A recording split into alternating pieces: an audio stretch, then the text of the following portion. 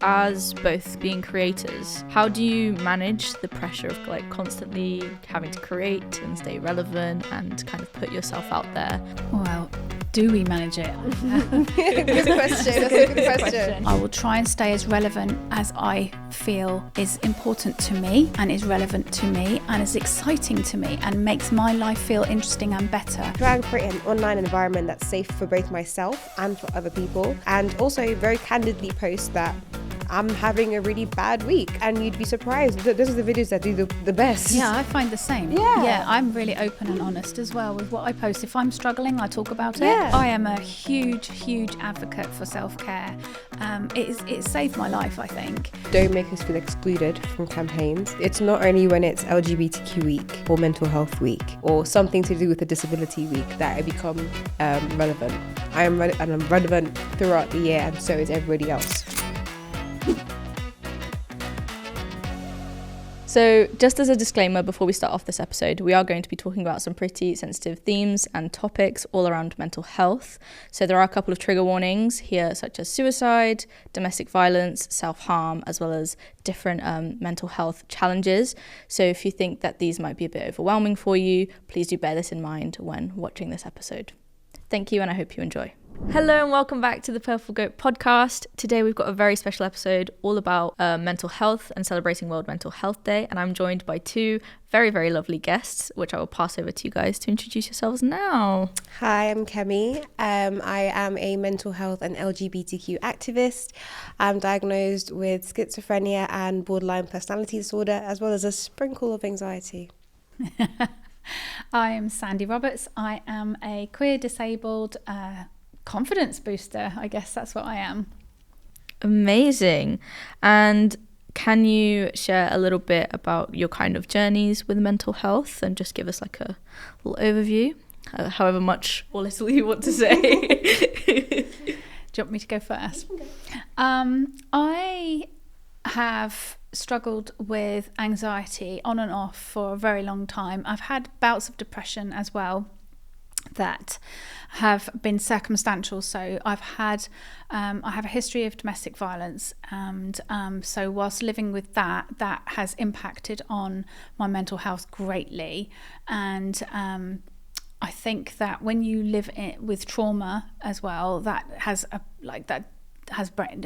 your brain, doesn't it? So living in that kind of constant environment for a really long time created sort of me living in sort of survival mode for a really long time. And then more recently I have struggled since becoming full-time wheelchair user, which was 2019. I suddenly became a lot more socially anxious because of the experiences I was having when I was going out into those social environments, and that was a new thing that sort of happened for me. I mean, so I grew up in Nigeria.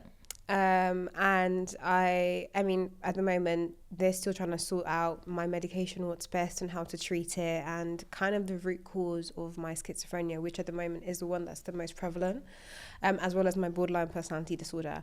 But because I grew up in Nigeria, I have had signs of schizophrenia since I was a child, and it was always passed off as something that was, asking for attention, or for a very religious country, something that God is punishing you or you're going through something.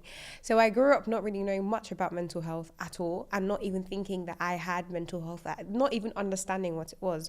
I moved to the UK when I was about 18, and when I was at university, I first got my diagnosis for anxiety. And I remember walking out of the GP really pissed off and just being like, why would he give me this diagnosis? I don't have anxiety. We don't have anxiety. This is a Western idea that this is not I just didn't. And now it's been God knows how many years, and I'm now diagnosed with schizophrenia, anxiety, and borderline personality disorder. And the journey of every time hearing a new diagnosis has been very difficult to hear, because the first thing you want to do is you don't want the diagnosis. It just makes it seem more complicated. But I'm coming to the point where I am being more open and owning the diagnosis, but also realizing that I'm also different from my diagnosis. Mm-hmm. You know, my diagnosis may say that I'm this, but I am Kemi. So. Yeah, absolutely. And as both being creators, how do you manage the pressure of like constantly having to create and stay relevant and kind of put yourself out there? Obviously having the background with different mental health challenges, that can't be easy. So how do you both like manage that? Well, do we manage it? I mean, good question. That's a good question. I mean, I think that one of the first things I try not to do, I don't know about you, Kemi, is I don't compare myself to anyone else. When I find myself doing that, I take a step back, because I know that I am different to everybody else. And also, we don't know what's going on behind closed doors. And that we all know that what we see on social media isn't the reality of most people's lives. So that's what I try not to do, first of all. And I also try and come at everything that I do with kindness, rather than a judgmental attitude. So I will think, I'll do what I can. I will try and stay as relevant as I feel is important to me and is relevant to me and is exciting to me and makes my life feel interesting and better. If it tips over into something, this is what I should do, oh my goodness, this is a pressure, I need to do this to keep up, then I know that that's going to impact negatively on my mental health. And I have to take a step back, and I have to let go of that. So those are a couple of things that I will try to do, but there is always that pressure of I'm not doing enough, and that's when you have to do a lot of work on yourself and remember that you are running your life and it's not running you. That's kind of the attitude I take towards it. I think because my social media is based around my mental health, staying relevant to me is, I suppose, just posting. I feel like social media is massive in terms of there's different niches, and staying relevant does not always mean learning the latest dance moves on TikTok or having the latest clothes on Instagram. I think social media can be whatever you want to make it to be. And so because of that, people that follow me know, for example, that if I don't post for 1 or 2 days, it's not because I don't want to, it's because I'm not well. And I've vocalized that since I started my social media. And so that kind of helps me narrate how I feel. Also, the people that you follow, I feel like if I followed people who had lives that I just was constantly envious of, it would make me feel like I'm not doing anything great. But if I followed people like Sandie and other people who I related to, my normal would be everybody else's normal. And so I try and create an online environment that's safe for both myself and for other people. And I'm just very wary about what I post, and also very candidly post that I'm having a really bad week, and very candid, and you'd be surprised. Those are the videos that do the best. Yeah, I find the same. Yeah. I'm really open and honest as well with what I post. If I'm struggling, I talk about it. Yeah. And I don't know about you, but I try and talk about it from always my perspective, in the hope that it's going to help somebody else to read that they're not alone. This is what I'm struggling with. This is what I'm doing to help myself. Maybe it will help you too if you're reading it. I don't believe that by just keeping the dark times to myself that I'm doing anybody any favours. It helps me to share what I'm going through, but I genuinely believe it helps the rest of the world. And I think it helps social media as a platform, as a thing, to not always show the good times, to show humanity has ups and downs. We have things that go well, we have things that are difficult in our lives. And I'm the same as you. If I'm going through something that is really challenging, I won't show necessarily, like my family of followers, they know I'm struggling right now, but they don't know necessarily what the details are. There are boundaries, but I think it's really important to be authentic to what we feel that we need to. And not everyone will agree with that. I've come up against that in my personal life. People saying, why are you doing that? Why are you sharing that? But it has to be what feels right for you. Somebody has to do it. Yeah. Somebody has to do it. That's my one. And I think for you, it sounds like it comes naturally. Yeah. So I understand people's concern with why you putting that online, but maybe that's because you're not the target audience. So the person that's saying why you putting this online, then you're not the target audience. Then you should probably unfollow me then, and find somebody else. If you like fashion, go follow a fashion influencer. If you like dancing, go do that. But this social media is about mental health. So if you're gonna come here, this is exactly what you're going to get. And if you don't like it, you can go find another page to follow.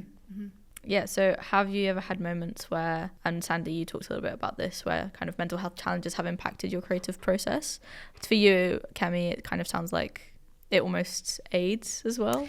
It aids, but so in terms of, so I'm like a full-time creator at the moment. I say like I am a full-time creator at the moment simply because of my disability. I found it very difficult to work in the corporate world. And because of that, I rely a lot on campaigns. I mean, Purple Goat would know this, working with other brands and, gaining campaigns.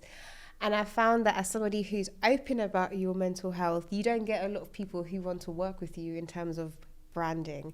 And that's because they don't know where to put you. They don't know they don't know how to market you. They don't know. I mean, I've had someone tell me, oh, we would have put you on that campaign, but we saw that you posted a video that you weren't well, so we just assumed that you couldn't do it. I understand that. I completely respect it. But ask me. Does that make sense? Yeah. Ask me, because again, social media is what you put out. So if I'm putting on social media and I'm feeling bad yesterday, I could be feeling good today. So ask me. And also, the fact that people are watching me shows that people do want to, I would work well with other brands, with other campaigns. You just have to give me a chance and not just look at me and think, oh, that's a bit of work, innit? And also, do you find that when you are challenged with something creatively, especially if it's something you really want to do, that can lift you out of something? It can give you a focus. Yeah. It can, if you're struggling, for me at the moment, it's my personal life, and I'm struggling with that. If I've got something that's work, I can direct my energy that direction, and that is great. That's exciting and healthy. Work is a great distraction. Yeah. I don't think people realize. I feel like people with mental health, I don't know whether it's our diagnosis or what it is, we can be so focused on it, so clued up. We just, well, yeah. But I feel like we are empathetic, we are understanding, and when it comes to work, if you give us the opportunity, we do excellent work, and we do real work. And so, and I'm not saying that other influencers are not producing real work, but for example, if a fashion brand was to work with me, I think a great thing to do would be pajamas, for example, because I'm always based at home. My medication makes me very sedated, very weak. So one thing I could do, maybe not an outfit of the day, but pajamas of the day. No, yeah, we hear that, absolutely. So in terms of then, you mentioned that work is often a great way to kind of lift you out and just, be a good distraction from that. What other kind of self-care routines or practices have helped you maintain like your well-being and stuff like that? We need a good few hours for that. I've literally written a book about it. I literally have. Yeah.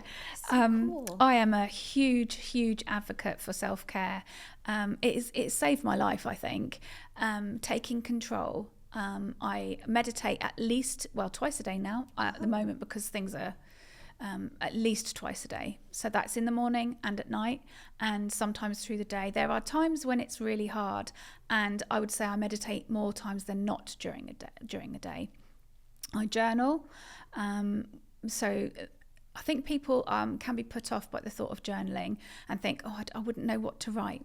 There have been times when I've put a pen to paper and I don't know what I'm going to say, and it's called automatic writing, and then the words just come, and I'll start with saying, I don't know what I'm going to write today, but I just am going to write something, and then the words just literally come. There's been other times where I've just written the same word over and over for pages, and it could be pain, or I'm hurting, or no, look at the word no over and over again. It sounds like poetry. Yeah, so it's like getting the thought out of your head and onto paper is some kind of magic. So I absolutely recommend that. Getting out into nature for me is absolutely essential. I need to hear the wind, I need to see trees, I need to see sky, and that is really healing for me. If I can meditate whilst in nature, that's some kind of special. So taking time away from electronic devices, I can get a little bit addicted to devices, but A, because I love technology, I'm a bit of a geek, and B, because my work is to do with social media, and there is that dopamine hit when you're scrolling, and I have ADHD, so I don't make enough of that by myself, so I'm aware of it, and I've noticed that it can make me actually very ill with some of my conditions. So I will absolutely say the phone is going down at this time, the electronic devices are going down at this time, and be rigid with it. So I think those are my top tips. There's many others. Read my book. It's a nice plug. I think treating your social media, if it's your job, treating it as a 9 to 5. This is something I'm trying to learn how to do. So, you know, in the morning, I wake up quite early in the morning. So I make a cup of tea, open my laptop, I know what I have to do for the day, and I tell myself around 5-6 o'clock I want to shut off my laptop. It's hard because you then go on your phone, and then you go on TikTok, and then you go on Instagram, and then you go on all the channels, and you're on there. And the thing about it being, I guess, an influencer is that you go on there, it's like 100 notifications. Yeah, it's very hard to not want to just to have a look, and then next thing you know, you're there for 3 hours. Yeah. So social media is it's so difficult to escape from, because you also go in there to escape, but you also now need to escape from. So recently this year, for the first time in a very long time, I deleted my TikTok, and that deleted all my drafts. Yeah, but I was in such a need of being away that I just had to completely delete it and had to take what else is in it. In terms of self-care, for me, self-care is very interesting. Some things that other people can do, I cannot necessarily do. So because of that, I try and replicate that at home. So I would have a fan. It doesn't necessarily blow on me, it just kind of blows to the side, and that replicates air. Then I put rain sounds on my Alexa, and that replicates the rain. Then I put a heated blanket on my bed that makes me feel like I'm in a warm tent, and I go under my weighted blanket, which makes me feel like I'm more comfortable. So it's creating that safe space inside. I also think that self-care, self-soothing is important, especially after something quite strenuous. Like if you've had a really bad day or you've had a really hard conversation, I would advise to take like a 30 minutes, an hour, how long you need to just kind of self-soothe, kind of just make yourself, because whatever you've gone through, I think you were going to say something. I was just going to say, I think some people have forgotten how to self-soothe, and it's so important, and it's different for everybody, isn't it? And that can be holding yourself, like, and rocking. The weighted blanket is really good. And there's been times when my world has shrunk so much that I've just not been able to leave my bedroom. And so the same thing as you, I've put, I used to love the beach. Well, I do love the beach. Like a screensaver up with the ocean, and just listening to the ocean waves. And for me, using my mind to escape to those places. And I think quite often we forget that, well, we assume that something else external has to soothe us. We have to go to a place, we have to get someone to make us feel better, we have to eat something to make us feel better. But you're so right that we have the power, once we understand that we are in control of ourselves, and we have the power to make ourselves feel better, and we don't need anything else to do that. And that is incredibly freeing, isn't it? I don't know if you know DBT therapy, and you've heard of the tip skill, where you kind of change your temperature. So when you're feeling in high distress, one way to soothe yourself, for example, if you're feeling, usually when you're quite anxious, you can be quite cold. So it could be going to a warmer place or putting a warmer blanket. And it's kind of like, sometimes temperature is really, really important. Even like in the, you know, when we came in here, the first thing we thought was, it's cold. The first thing I did was, you know, clamp up. The warmer you are, you know. So I feel like learning skills ahead of time, having a plan ahead of time to know what to do. Like, for example, I know what I'm going to do when I get home after this. I'm going to lie down for a long time. I'm going to watch some TV. I'm going to cuddle with my dog, and I'm just going to stay there for about 2 hours. And I think that is just as important as going for a meeting. Yes. Because if you don't do that, you also cannot survive. No, you're looking after your inner child. You know, we have to remember to look after our inner child and make sure that they feel safe. And if we've been through a difficult time during the day, remembering to think, what does our inner child need and how can we soothe them? What do they need right in this moment? What are they going to need later on today? And making sure that they are reassured and feel safe going forwards, because otherwise we're always going to be stuck in fight or flight. Absolutely. Like refilling your cup as well. Yeah. And making sure your energies and your batteries are fully charged. Yeah. Absolutely.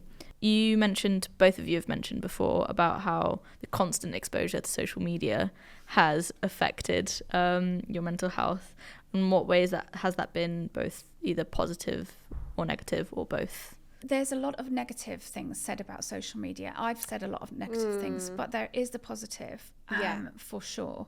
The sense of community, especially within the disability community, is incredibly supportive. If obviously you do have to be careful what you say and who you speak to, but within that, I was completely lost in 2019 when I received my diagnosis, and I felt completely cut off and alone and isolated, and the only way I could feel connected was through social media. And I don't know what would have happened if I didn't have that, because I was at the lowest point of my life, and I felt like I was similar to you. I won't say the same, obviously everyone's different, but I very much felt like a gust of wind would have just blown me away and I wouldn't have existed anymore. So I felt very, very, very lost and alone and fragile. And I reached out and I found a community, and it was a great thing for me, and that was what started my journey on social media. Because I was gonna say, it started with being incredibly organic. It started with just talking about my everyday life and just literally in bed. Morning, guys, I just woke up, I don't want to be awake, I want to be dead. And then everyone's like, oh my god, same. And and then all of a sudden that's how community starts. That's how it grew, very, very organically. There's more people that have mental health out there than people realize.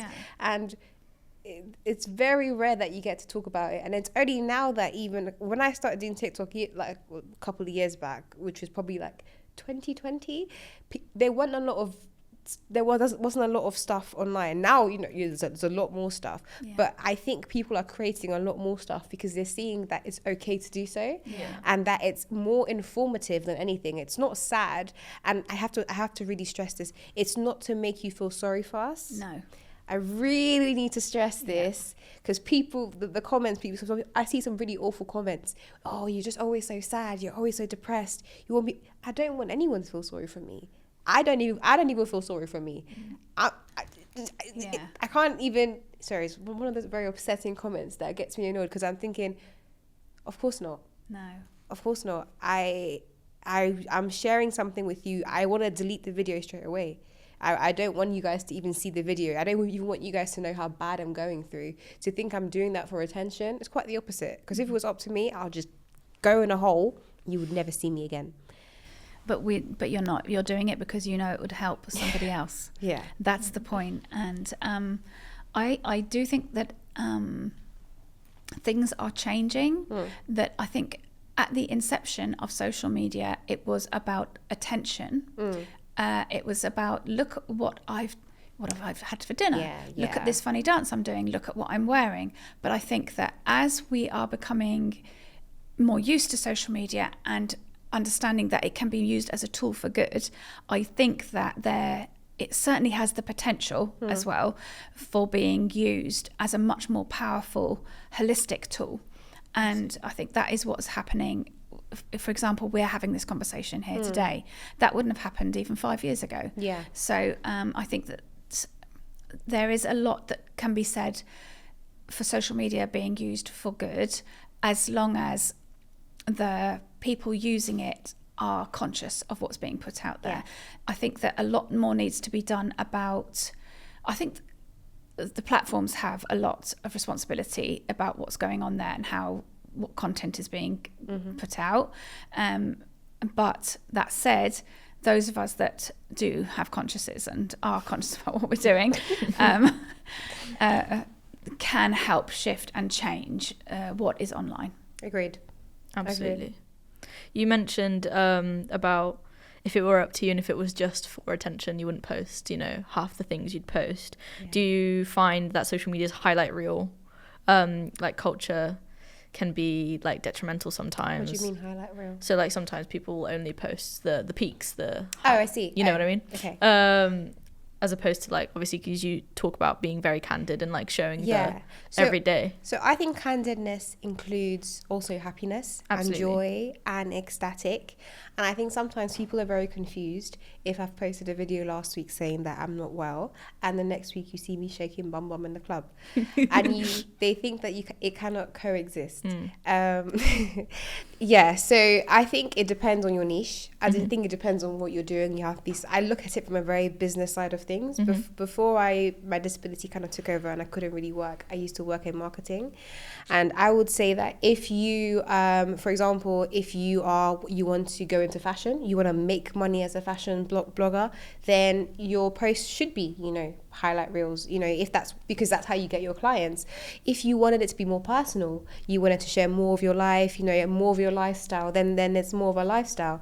So I think it really depends on what your social media is. In my case, I don't think my life is about the highlights. I think it's about all the sides of it, not just the bad or the good, the ones in between, the times when I'm able to go out, times when I'm not able to go out.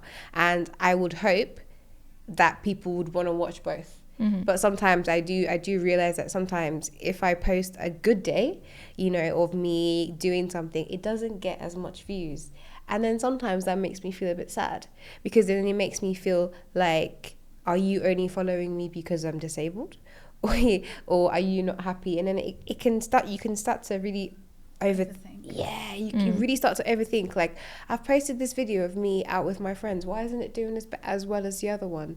And it's like, it's nice to watch it and be like, oh my God, this person has such a hard life. Sorry, praying for you. I appreciate it, but also hype me up when I'm also having a good day. Not only when I'm having a sad day, because then it just seems like you're there just to watch me for entertainment and not to encourage. And I find like the followers that actually have there's followers that I know by name. I've never met them before, but they're just the most. And I know there's some people that are there, but I think social media, like you said, is very hard to monitor, and anybody has access to you, and that is a very, very scary feeling. So when I'm really afraid to post something, especially when it's something like talking about jumping off a bridge, I'm really scared about seeing that. And back in the day, I was afraid about my work seeing that. I was afraid about my office seeing that and saying, well, how are you working this week if you did that last week? And so because of that, my name is Kemi, but that is my middle name.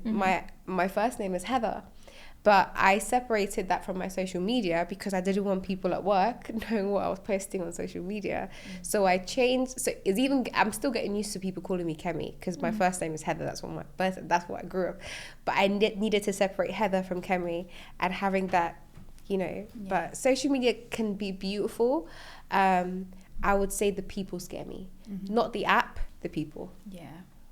Just people in general are scary. People are just really scary. I think the highlight reel culture can be damaging to people if they're not aware, if they're not understanding that what they're seeing is only a highlight reel. And I think education comes in then. I think that it's the fact that social media is such a huge part of people's lives. It really needs to be in education from tiny kids right the way through. It's part of our lives. It influences them so much, children as they grow up, that it needs to be educated really early on. That's where the issue is, I think, that because sometimes, like you say, if you're just going to be seeing somebody who's posting their outfits of the week, it's not necessarily, you're not expecting to see that they're having a difficult mental health day. That said, there's been plenty of YouTubers, plenty of times I've seen accounts where they say, I saw a woman talking about her difficulties and she makes home cleaning stuff. And that for me, it kind of made me feel, it humanizes them. It did, and I have no issue with that. I like that. So I think there is space for the reality in any kind of social media account. I'm not saying that it should always be there, but I do agree that the way, I think there is room for authenticity. That's the thing. I think there's room for authenticity, but it doesn't mean that anyone who feels that they just want to show, I don't want to share my personal life, I just want to share my outfits, that is also fine. I think that's key. I think Yes. that's really key. And that also, if you want to share your story, you can also. Yes. But I think highlight culture, I would say, is from more of a marketing perspective. And it's the when I think. fakery. It's pretending that your marriage is fine when it's not. It's like having your projecting something that is wonderful when it's not. That's the problem. And that's when people sit at home and they think everyone's life is wonderful and mine isn't. And that's where the difficulties lie. I think that's... But I think I like to break it down and do something called check the facts. If you see someone online, what makes you think that that person has a good life? I can tell you from being an influencer that most places that people eat as an influencer is free. So if you feel like you don't have money, influencers probably don't have money too. I know I don't. So places are free. If you see us going out or in a podcast, for example, we are hired to be on the podcast, and that is the candid thing behind it. That is the ultimate reality, and this might be the marketing in me, this might be the Nigerian bluntness in me, but I understand if someone just does not want to share that personal life out there, because it's, once you put that out there, you're vulnerable, aren't you? Very. And you also, that's a whole other niche of people that's coming to your page. You've had, if you were a fashion blogger, you've had people who love fashion. Where did you buy that from? All of a sudden you're having comments saying, well, for me, in my case, why didn't you just die? And those kind of comments are, sorry, I should have said it's okay. sorry. It's okay. that was sorry, I can be a bit No, it's absolutely good. fine. I had a problem. I have an account now. I had a previous account. I had 3 years of stalking. So I've experienced negative spaces online as well. So I'm very much aware of how being online can affect your mental health. And it very much affected my mental health. I battled with it, and it became quite dangerous. But I still advocate that it can be a really good thing. It can, 100%. I agree, 150%. I mean, we're both here because we are on social media. Doing good. Exactly. Helping people. 100%. I completely agree. Absolutely. And on that more positive aspect of social media, you both mentioned how community was really something that helped you. Would you be able to expand a little bit more about how online communities have supported your own mental health and how that has then meant that you're supporting other people's mental health as well? Anything else that you want to share on that front? The communities have found me, I think. So I think from people commenting and saying their stories and me following back, and that's kind of how you start to build a community and get to know people online. Starting to follow other influencers as well and meeting other influencers who are similar to you, that is creating a community. It reminds me, because I attend group therapy every week, I feel like sometimes my online community is like group therapy. It's a bunch of people who have a similar diagnosis or similar experience, and we can all understand, rant, be frustrated, cry. And I think that is the essence of community in social media. And I found that I was very surprised that when I would post a video that I thought was very vulnerable, that people were so loving in the comments. And it really is shocking how many people just want you to be okay. And it also makes you realize that you're wanted, and everybody's wanted, and you have value even when you don't see it. And I think they make you, people online, I see them more as just people, especially people who've been following me for years. I think on some days their messages really do get me through.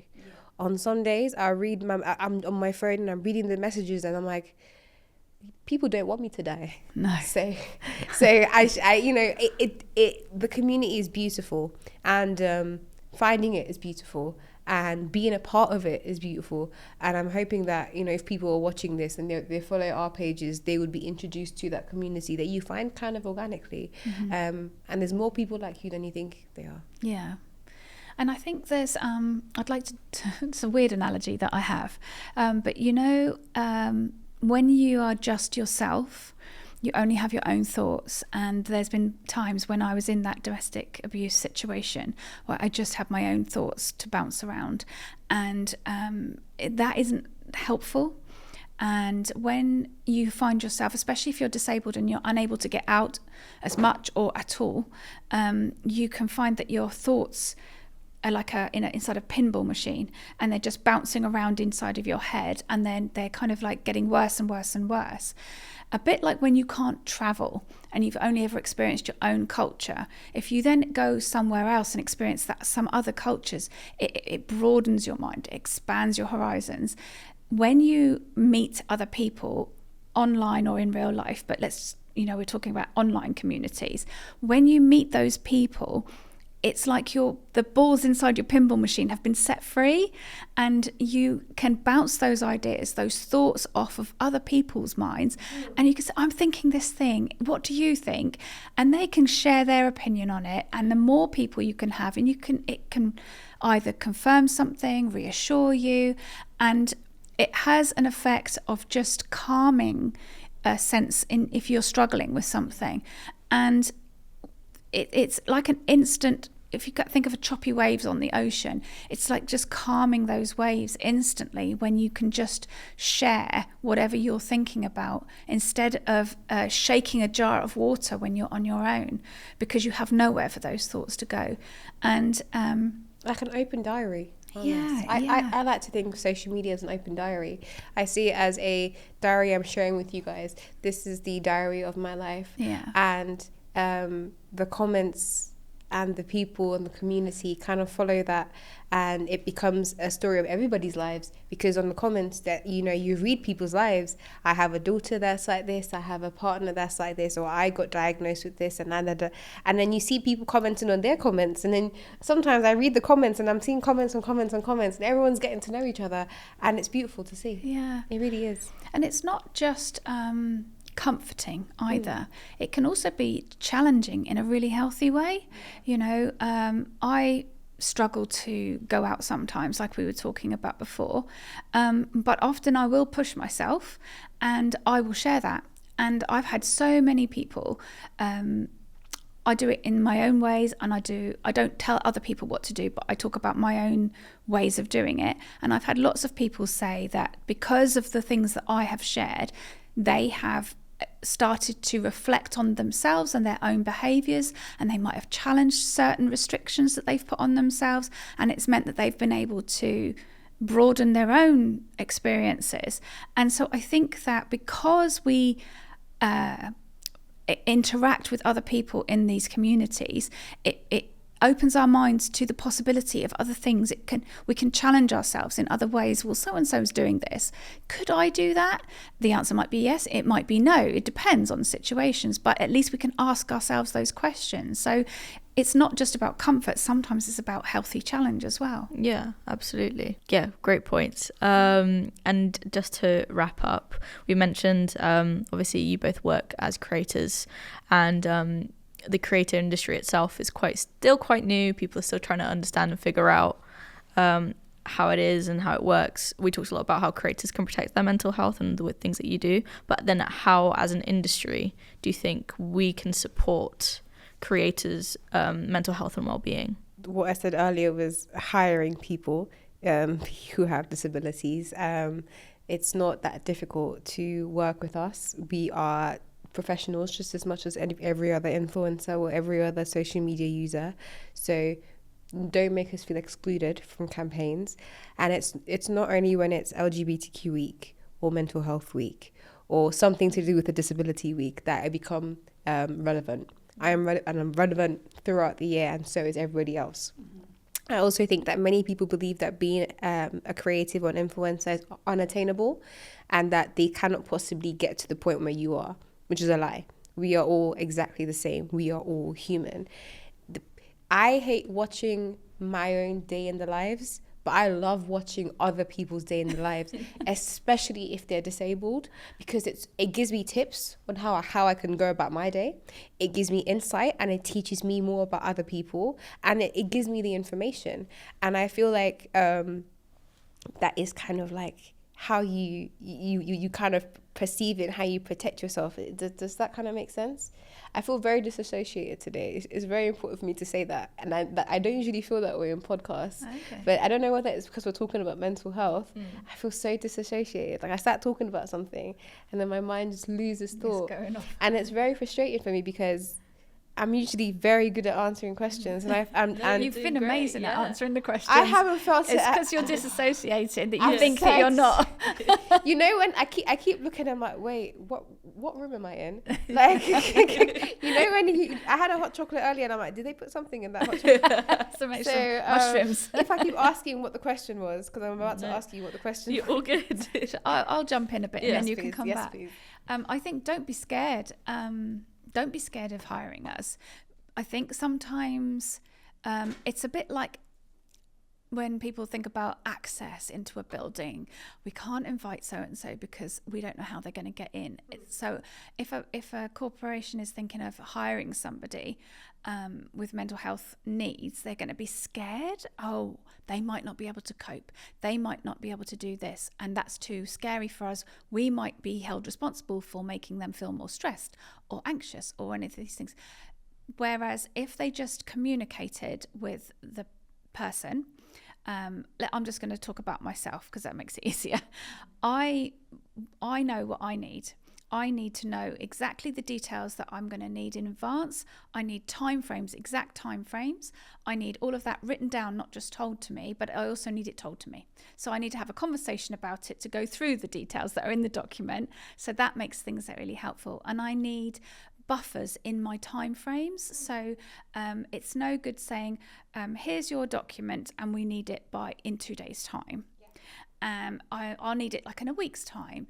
And then if there's a turnaround time, very often what we find is that people will say there's a week's turnaround, but they don't give you their feedback until the day before the end of that week, and then you have no time. So understanding that for me with ADHD, for example, and my anxiety, I have rejection sensitivity dysphoria. Is really, really bad. So if I think I've done something wrong, or if I think that they don't like what I've given them, for example, it can send me spiraling. So how it's worded is really, really important. But I'm not, I'm an intelligent person. I can take feedback, but I just need it done in a specific way. So maybe there is an advocate that can work with us to just be between what they say and what I hear.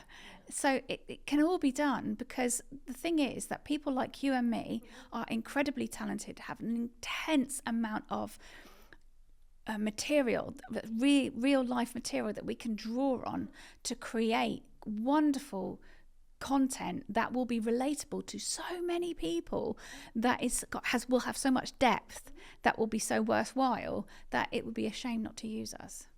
Absolutely. Yes, I think what you said as well about organization, I like to think that if a brand is organized and they have everything in turn, it would be very easy to work with any creator. If you're a brand, then you know when you want the video for, when you want a picture for, what the campaign is about, give a bit of background, use emails, you're doing it the right way, you would have no issues. Where it gets complicated, like you just said, it's when it goes everywhere. It's when it's, we need this tomorrow, we need this now, changes then. And the thing is, for a regular person, that's stressful anyway. Mm-hmm. But when you have mental health, like you said, you take rejection very, For me, when I do something wrong, I internalize it. Yep. I think it's my fault. Yep. And what I do is I then, if it can get really bad, depending on what it is, I will then begin to stim. Mm-hmm. So I'll begin to start shaking my hands or shaking my head. And then sometimes I can start to hit myself. And it comes and I'm learning not to do that. I'm learning not to be disappointed in myself and learn that it's okay to make a mistake. And I'm not saying that every company should go out and have a psychologist on hand, but I'm just saying that it really is as easy as just telling us exactly what you want to see, when you want to see it, and this is your goal. I reckon a lot of people who are mentally ill or, you know, are disabled, we're empathetic, we're understanding, we're with you, we want you to succeed. And a lot of the time I think we also get to work with some really great companies, so we love your companies anyway, we want to work with your companies. We just hope that you want to work with us and that you see us as people and not as whoever else you see us. And it's really not that difficult to make things disability friendly. All you have to just do is ask a disabled person. Absolutely. Thank you so much. This has been a really enriching episode, and I hope it's been enriching for you both as well. Do you have any kind of closing thoughts or anything that you want to leave us with? Anything you want to say to sort of brands and platforms? I know we've just talked about that as well, but I am so sorry if I was disassociated in this episode. No sorry at all. No. That's all I have to say is I am so sorry. I hope I didn't come across as negative. No. I really wasn't trying to. I just really feel like I'm a very big advocate for mental health and disability rights. And I feel like I fight for a lot of people's rights, especially queer Nigerians, queer Africans, blacks, and being black, being gay, you know, and having mental health. So I fight for a lot of things, and sometimes in that fight you feel very exhausted because you're fighting for battles that people can't even see. I mean, I'm hoping a campaign for me to work with a company hopefully would let other people who have similar diagnoses with me to know that they can also work with that company, and that is the point. And I think even though I'm disassociated today and I'm trying to pay attention, I'm also very happy I came. Thank you so much for having me. And thank you for giving me the platform to speak about something very, very vulnerable. I would say that this is a really important conversation. I'm really thankful that I got to come and have it. And I think that people just need to remember, the people that make decisions about who they hire just need to remember that they're the audience, they are also people that will struggle with these real life situations, and they will identify with what we have to say. And if they don't have that representation, that, you know, that is a huge missed opportunity. So it's not just about doing the right thing. It's not just about having authentic people working for them, you know, having that inclusion in there. It's about representing the audience and having those authentic conversations being represented in their marketing. You know, if that's the bottom line, that's what they're going to listen to, then hold on to that if nothing else. Yeah, absolutely. Thank you so much. Thank you for coming here and having this conversation with us. And yeah, I agree, it's a really important conversation. That's why we wanted to bring it forward. And obviously we as Purple Goat, you know, we love working with you guys, and we really want to also be championing stories and, you know, supporting mental health where we can. So yeah, thank you so much. Thank you for listening and watching. We hope you've enjoyed this one. If you have any questions for either of our amazing creators, please do leave them down below, and we will see you in the next one.